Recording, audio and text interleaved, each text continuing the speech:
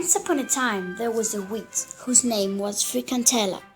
Frikantella was mean, very mean, very mean. She was so mean that she hated all the good things. She liked only the fairy tales with a bad end. She would steal the books with a happy end from the children, and she would even tear the last page saying, "They lived happily ever after, and we lived better." In each place she would put a new page saying, "They lived unhappily ever after, but we lived worse." But what she hated the most of all was the Christmas carols. Yes, she didn't want to hear about carols at all, not at all. One New Year's Eve, Frikantella was making cookies with magic years in her castle. If someone tasted them, he would be turned into a soup bubble. While she was baking her cookies, she suddenly heard some happy voices. They were the neighborhood children singing the Christmas carols, singling their musical tracks. A new month's day, a New Year's Day, my tall romery tree. Frikantella went out into her balcony, shouting and screaming, "Shut up! Shut up, naughty rabbit-sing kids! If you don't stop singing, you will regret it." But the children continued singing without paying any attention to her. The witch was really mad now. She went nuts. "What can I do in order to punish these naughty rabbit-sting kids? I know. I will turn them into little frogs," she thought to herself. She waved her magic wand and she turned all the children into froggies. But guess what? The little froggies kept on quacking the Christmas carols happily. A new month's day, quacks, quacks, a New Year's Day, quacks, quacks. I will better make them into little kittens. She waved her magic wand and all the children took the form of sweet little kittens. But the spoiled dear kittens kept on meowing the carols like this. A new month's day, meow meow, a New Year's Day, meow meow. Maybe I should turn them into little ducklings. She waved her magic wand on the left, she waved her magic wand on the right, and she turned all the kids into little ducklings. But the ducklings kept on, quacking the Christmas carols like this. A new month's day, quack quack, a New Year's Day, quack quack. Now Frikantella got really angry. What can I do with these naughty kids? They keep sending the carols in every animal I turn them into. I know. I will turn them into kids again, but I will steal their voices. So she did. She stole their voices and she jailed them into magic balloons. She put the voices of the girls into pink balloons and the voices of the boys into blue balloons. So the children had no voices anymore. They could only whisper in such a low voice that they could barely hear themselves. Without voices, they couldn't sing the carols anymore.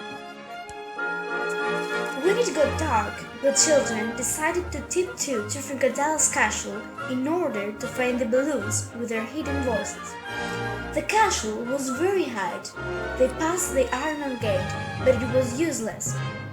The gate was locked and the windows were double locked. But there was a small open window on the highest tower of that huge castle, although covered with spider webs. The children, without losing, their courage made a ladder with their triangles, climbed up that tall tower, and they finally got into the haunted, frozen and dangerous castle through that small window. Yes, they made it. First, they looked into the purple room with the magic mirrors. They searched over here, they searched over there, but the balloons with their voices were now here. So they left from the purple room without looking at the magic mirrors, which was very wise of them. If they had done so, they would have been petrified.